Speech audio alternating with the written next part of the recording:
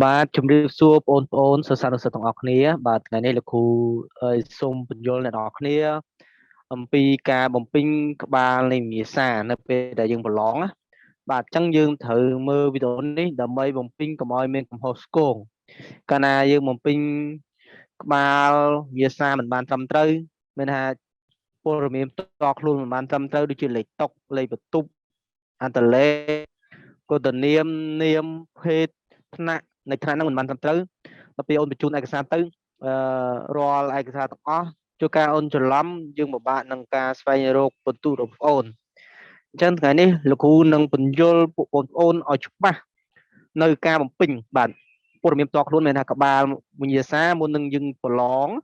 មុននឹងយើងធ្វើកិច្ចការចុចនេះទៅមុខតើយើងត្រូវបំពេញម៉េចដើម្បីឲ្យបានត្រឹមត្រូវកុំឲ្យខុសឆ្គងព្រោះរាល់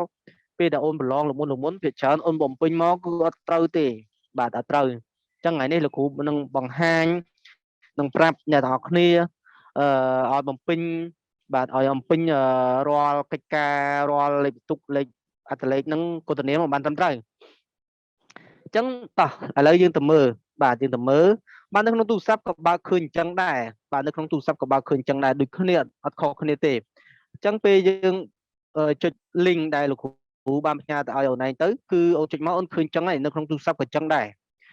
អញ្ចឹងនេះគឺជាវិញ្ញាសាបាទប្រឡងឈ្មោះលើកទី2សម្រាប់ពួកវិទ្យាសាស្ត្រផ្នែកជីវវិទ្យានៅថ្ងៃទី11ខែតុលា2021ហ្នឹង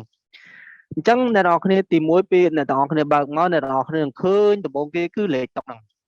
ចំពោះលេខតុកបាទលេខតុកលោកគ្រូបានផ្ញើឯកសារទៅក្នុងក្រុមមួយហើយបងអូនមើលទៅមើលចាំលេខតុករបស់ខ្លួនលេខតុកគេថាជាសូមបងប្អូនបញ្ចូលលេខតុកឧទាហរណ៍010203អញ្ចឹងយើងបញ្ចូលជាលេខបារាំងណាកាលណាយើងអត់បញ្ចូលគឺវាចេញក្រហមហ្នឹងអញ្ចឹងអូនហាមបញ្ចូលជាលេខខ្មែរអូនហាមបញ្ចូលជាអក្សរខ្មែរឬក៏អក្សរបើយើងបញ្ចូលអក្សរក៏វាឲ្យដែរបាទបើយើងសេអក្សរខ្មែរក៏វាឲ្យដែរបើយើងសេលេខខ្មែរក៏វាឲ្យដែរឃើញទេបាទយើងសេលេខខ្មែរក៏វាឲ្យដែរបាទអញ្ចឹងយើងសរសេរអក្សរខ្មែរក៏ដោយដែរអញ្ចឹងគឺបញ្ចូលប្រាំងណាបញ្ចូលលេខជាលេខប្រាំងឬក៏លេខឡាតាំងហ្នឹងអញ្ចឹងតោះឥឡូវយើងឧបមានេះគេឲ្យយើងសរសេរពីខ្ទង់អញ្ចឹងអូនដាក់ឧទាហរណ៍អូនលេខតុកអូនឯង01អូនវាយ01មកលេខតុកអូនឯងបាទអឺ25វាយ25ទៅព្រោះលេខតុកទាំងអស់មានតែ25ទេយល់ទេលេខបន្ទប់នេះក៏ដូចគ្នាដែរមានថាសូមបងអូនបញ្ចូលលេខតុកបាទហ្នឹងឧទាហរណ៍0102អញ្ចឹងលេខតុកលេខបន្ទប់ហ្នឹងគឺក៏ដូចលេខដូចគ្នាទាំងអស់អញ្ចឹងបងអូនបញ្ចូលជាអក្សរមិនមែនជាអក្សរទេបងអូនចូលជាលេខមិនលេខខ្មែរទៀតគឺលេខបារាំងឬក៏ហៅលេខឡាតាំងអញ្ចឹង04 0908អញ្ចឹងទៅលេខតុក08បាទអ្នកនរគ្នាច្រឡំថាអូខ្ញុំភ្លេចខ្ញុំបញ្ចូលតែលេខ8មួយក៏បានដែរអីប៉ុន្តែដើម្បីឲ្យស្អាតយើងបញ្ចូលពីខ្ទង់មកគឺ06អញ្ចឹងទៅណាតាមមកអត្តលេខនេះគឺយើងវាយនេះឃើញវាដូចចេះគឺអត្តលេខនេះយើងត្រូវចាំឯកសារគ្រូបានផ្ញើចូលក្នុងក្រុមហើយអ្នកនរគ្នាត្រូវចាំលើអត្តលេខបងអូនថ្នាក់ទី12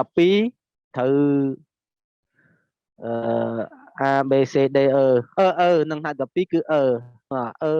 អញ្ចឹងទៅឬអឺម៉ាន198អញ្ចឹងទៅ97អញ្ចឹងទៅឬក៏006អញ្ចឹងទៅអាហ្នឹងអត្តលេខណាអត្តលេខដល់គុតនាមឈ្មោះជីតាឧទាហរណ៍ឥឡូវនេះអឺគ្រូដាក់ថា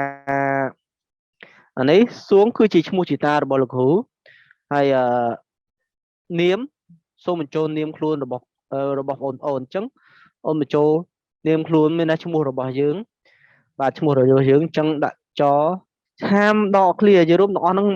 អានេះក៏អូនកុំដកឃ្លាសោះគឺយើងសេជាប់គ្នាហាមដកឃ្លាបាទប្រភេទយើងចុចយកប្រុសឬស្រីមកថ្នាក់ទីម៉ានឥឡូវថ្នាក់ទីម៉ានយើង select មកបាទ select មកយើងចង់ថ្នាក់ណាក៏បានដែរចាំអូនថ្នាក់ទី12ពិតអូនចុច12ពិតមក ទី7អូនចុចទី7មកទី8ចុចទី8ទី7ចុចទី7អញ្ចឹងមកអញ្ចឹងយល់ណាក់ណាឥឡូវណាក់ណាបាទ S S E E អញ្ចឹងទៅឥឡូវ S E D C អញ្ចឹងចុចវាមកហើយចុចនិចទៅមុខទៀតមកហើយហ្នឹងហើយអរគុណច្រើន